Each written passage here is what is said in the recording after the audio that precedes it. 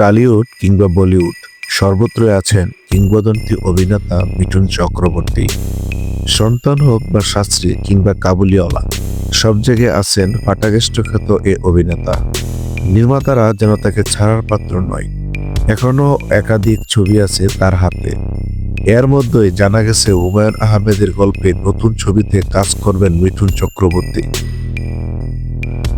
আনন্দবাজার সূত্রে জানা গেছে মিঠুন চক্রবর্তীকে আগামীতে মানস মক্কেল ছবিতে দেখা যাবে।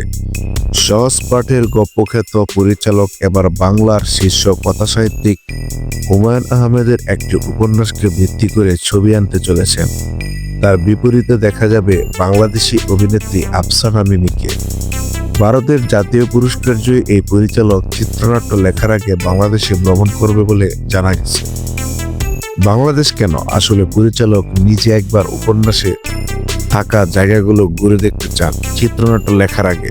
সেই বিষয়ে তিনি ভারতের একটি গণমাধ্যমে বলেন, হুমায়ূন আহমেদের যে উপন্যাস অবলম্বনে চিত্রনাট্য লেখা শুরু করছি তাতে বাংলাদেশের একাধিক জায়গা উল্লেখ রয়েছে, তাই ওখানকার ঢাকা, কিশোরগঞ্জ সহ অন্যান্য জায়গায় যাওয়ার কথা আছে।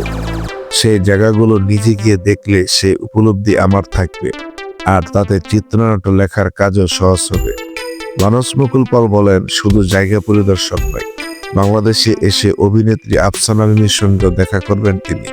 ছবির অনেকটা শুটিং বাংলাদেশে হবে, কিন্তু এখনই নয়, বর্তমানে তার হাতে আরো 3টি ছবির কাজ রয়েছে। সেই ছবিগুলো শেষ করে তবেই তিনি এই ছবির কাজে হাত দেন।